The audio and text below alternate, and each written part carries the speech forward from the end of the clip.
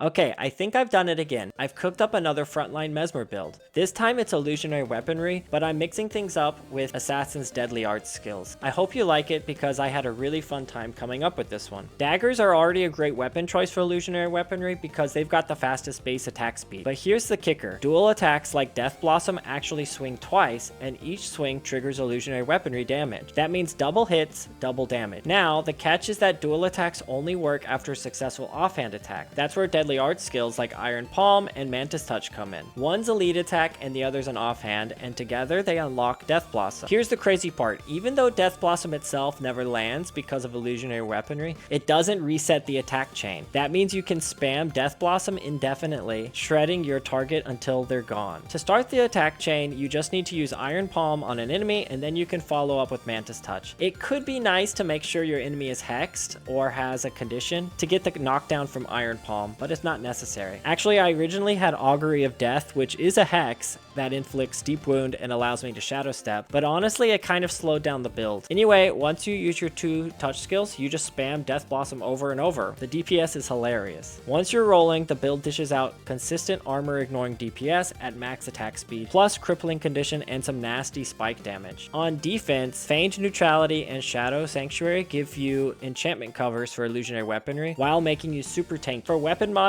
I recommend 20% longer enchantment. That way your key buffs stick around longer. The build is pretty self-reliant, but some team support makes the build even better. Mainly extra enchantments from your allies to help cover illusionary weaponry. Personally, I like putting Spellbreaker on a protection monk because they can add plenty of enchantments to keep illusionary weaponry safe. Paragon shouts like can't touch this can also have some added defense. So I tested this build in hard mode during the Nightfall mission Zaguner Bastion. I tore through enemies and dropped all 4 generals with ease. Even those annoying Kernan rangers with whirling defense couldn't stop me. Honestly, I felt tanky and safe the entire run. Overall, I love the speed of this build. The attack chain cooldown is a bit slow feeling, but as long as you keep illusionary weaponry covered and are constantly attacking, you don't really feel the DPS let up. For equipment, stack as much health as possible. Runes of Vigor and Vitae are solid picks. For insignias, I use Prodigies, but Blessed is probably the better option overall. So that's the build, Frontline Mesmer with Assassin synergy. It's fast, tanky, and really exciting. Give it a try and let me know how it works for you in the comments. What changes would you make to the build? All right, I just wanted to talk a little bit casually about this build, how it works, the equipment, the skills, all that good stuff. And starting with the weapon, really the only mod you need is equipment that lasts 20% longer. I think maybe you could find an inherent inscription that could have the recharge chance of spells, because it does use some spells, obviously in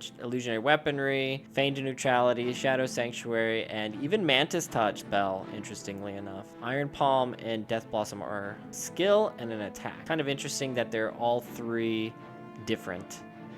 For armor, I'm using mostly Prodigies. I don't know why this has Virtuosos on it. I don't think you really get use of the 15 armor. I guess it's possible. If you have, 1, 2, 3, 4, 5, 6.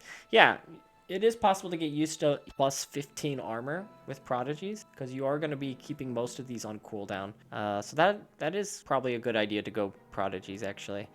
And then you need illusion magic, superior illusion, so you can get the 40 damage on your illusionary weaponry. And speaking of, let's look at our attributes. You could go more into illusionary weaponry for added, I think it adds 2 more damage. Not a huge increase there.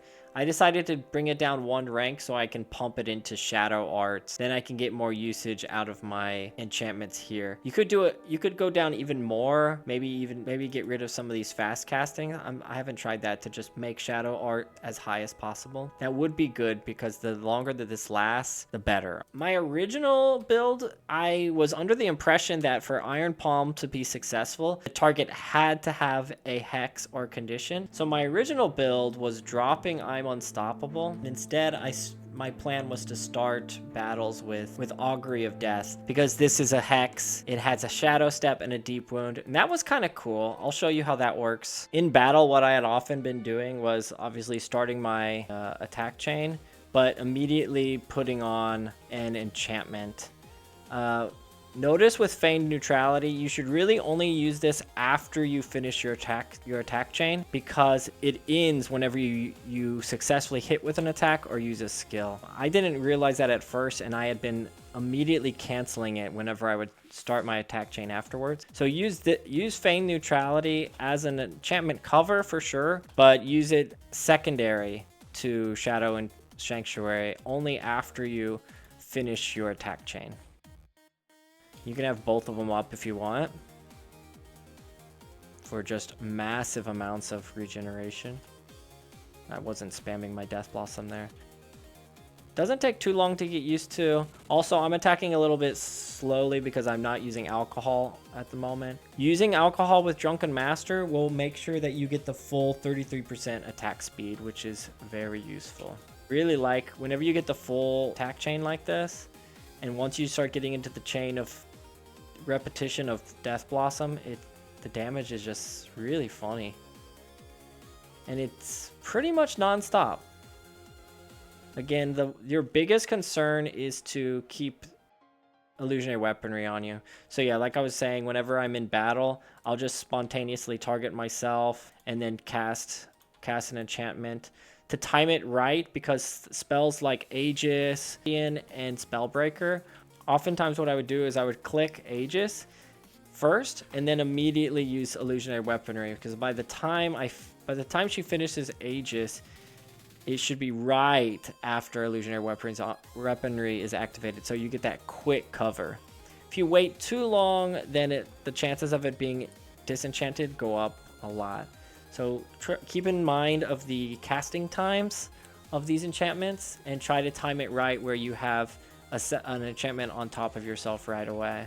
So anyway, I'm sure there's some holes in this build that I haven't thought of. I also like the fact that it uses deadly arts, because I feel like as an assassin, assassins tend to skip over the deadly arts because they're slower. They usually don't do as much damage, especially as quickly as going dagger critical strikes. It's just fun to make use of these skills that are not used too often. But again, what do you think? Send me your comments, questions. If you think this is a horrible idea, let me know. I also, those kind of comments entertain me to read, so make sure you leave a comment, like, subscribe, do all that stuff. Catch you later.